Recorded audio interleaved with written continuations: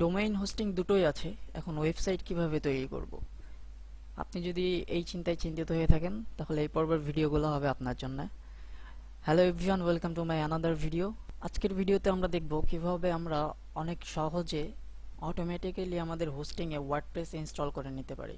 তবে তার আগে আপনি যদি আমার চ্যানেলে নতুন হয়ে থাকেন অবশ্যই সাবস্ক্রাইব করবেন এবং hit the bell icon for getting new update.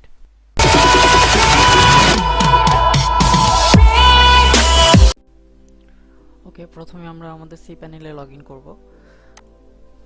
তো আমার এখানে সি প্যানেলে লগ ইন আগে থেকে আমি করে রেখেছি। তো সি প্যানেলে লগ ইন করার পরে আমরা এরকম একটা উইন্ডো দেখতে পাচ্ছি।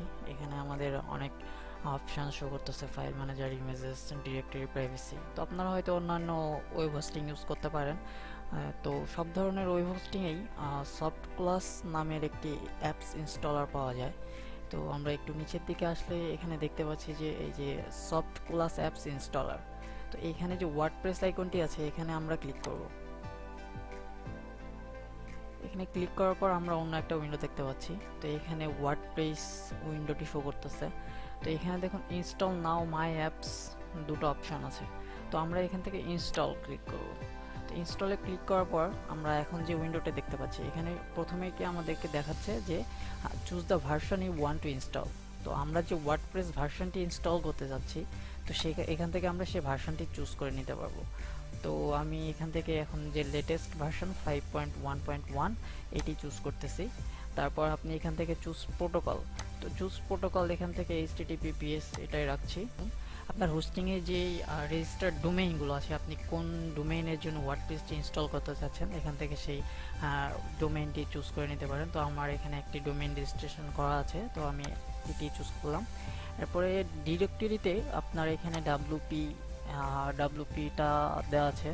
তো WP বাই ডিফল্ট দেওয়া থাকবে। এখন আমি বাই ডিফল্ট যেটি দেওয়া আছে এটাই রাখছি, কারণ আমি চাচ্ছি যে আমার মেইন যে হোম পেজটা, আমি মেইন হোম পেজের জন্য আমি ওয়ার্ডপ্রেসটি ইনস্টল করতেছি। এরপরে যেটি আছে এখানে দেখাচ্ছে যে সাইট নেম।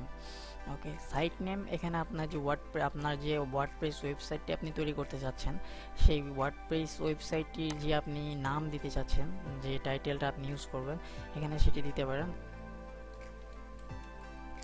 ওকে, এরপর আপনি চাইলে আপনার ট্যাগলাইন ইউজ করতে পারেন বা আপনার সাইটের যে ডেসক্রিপশন আপনি সেটা ইউজ করতে পারেন। তো এখানে আমি বাই ডিফল্ট যেটা দেওয়া আছে এটা একটু মডিফাই করছি, মাই ওয়ার্ডপ্রেস ওয়েবসাইট।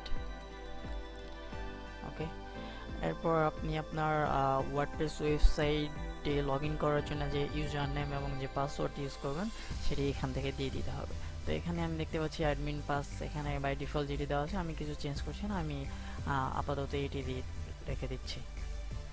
ওকে, আমাদের আর কোনো কিছু করতে হবে না। আমরা চাইলে এখান থেকে থিম চুজ করে দিতে পারি যে আমার ওয়ার্ডপ্রেস বাই ডিফল্ট কোন থিমটা ইনস্টল থাকবে। তো এখান থেকে আমি কোনো কিছু না করেই আমি এখান থেকে সোজা ইনস্টলে ক্লিক করব। ওকে,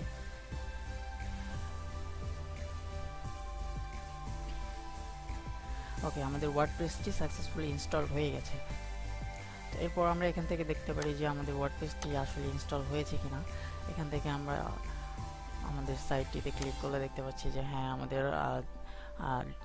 ওয়ার্ডপ্রেসটি সাকসেসফুলি ইনস্টল হয়ে গেছে এবং এখানে যে আমাদের বাই ডিফল্ট একটি থিম চুজ করা ছিল সেই থিমটিও অ্যাপ্লাই হয়ে গেছে। তো এভাবে আমরা অনেক ইজিলি সফটক্লাস অ্যাপস ইনস্টলারের মাধ্যমে ওয়ার্ডপ্রেস অটোমেটিক্যালি ইনস্টল করে নিতে পারি। আমি নেক্সট ভিডিওতে দেখাবো কিভাবে আমরা ম্যানুয়ালি ওয়ার্ডপ্রেস ইনস্টল করতে পারি। ভিডিওটি যদি আপনাদের ভালো লাগে থাকে অবশ্যই লাইক দিবেন, ভালো না লাগলে অবশ্যই ডিসলাইক দিবেন এবং কমেন্ট করে জানাবেন আপনাদের মন্তব্য। Thank you for watching.